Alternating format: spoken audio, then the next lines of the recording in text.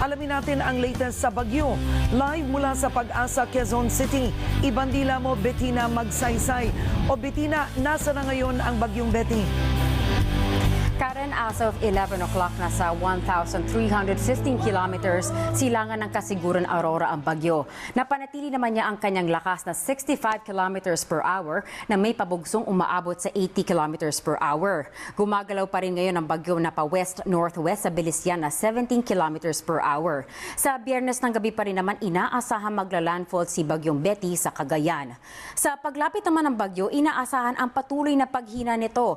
Ayon nga sa Pag-asa, in the next 24 to 36 hours ay posibleng humina pa sa tropical depression level ang bagyong ito at maaari rin naman maging low pressure area pa ito bago pa maglandfall.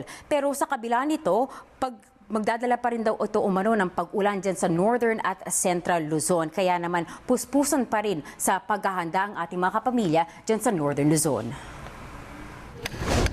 Ang mga bangkero gaya ni Mang Ayo ang inaasahang magtatawid sa mga residente mula Island Barangay papuntang Kabayanan ng Dagupan City sakaling kailanganin lisanin ang kanilang lugar. Kaya tinapala na niya ang butas ng kanyang bangka. Kahit bagyo, pumapasada kami. Patuloy ang dredging sa mga ilog. Ipagbabawal din muna ang paglangoy sa mga beach. Ang lifeguard natin nakatutok yan. Nakikipag-coordinate tayo sa mga maritime, sa mga kapulisan natin. Sa Southern Isabela, maagang inani ng mga magsasaka ang kanilang mga palay para di mapinsala ng bagyo. Sabi ng magsasakang si Mang Rodrigo, hindi pa hinog ang lahat ng palay pero kailangan ng anihin kaysa masira pa. 10% o 70 ektarya pa lang ang naaaning palay sa lungsod mula sa higit 9,000 ektarya. Sabi kasi ng Provincial Agriculture Office, mahigit 100 ektarya ang posibleng maapektuhan ng bagyong Betty. Inaasahan namang makabubuti ang pagbaksak ng ulan sa Magat Dam lalo't muling bumaba ang nakaimbak na tubig doon.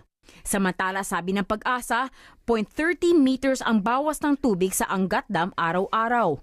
Kung isang buwang magkakaroon ng deviation na 9 meters, inaasahang babaksak sa 190 meters ito sa Abril mula sa 199.51 meters ngayon. Magiging 181 meters naman ito sa Mayo, pero sapat pa umano ito pagdating ng tag-ulan. Makakaasa pa rin Karen ng mga pag-ulan ang mga kapamilya natin dyan sa silangang bahagi ng Luzon. Pagdating sa Biyernes, kabilang na dyan ang mga lugar ng Isabela, Cagayan, Aurora, pati na rin ang Quezon. Pagdating naman sa Linggo, ang Northern at Central Luzon, meron pa rin naman makakaasa na katamtaman hanggang sa medyo may moderate to light rains ang inaasahan dyan. Pero dito sa Metro Manila, posible naman ang isolated rain showers dahil inaasahan nga natin na sa patuluyang paghina ng bagyong ito ay maaaring hindi na tayo abutan ng malakas nitong pag-ulan. Karen? Maraming salamat, Bettina Magsaysay.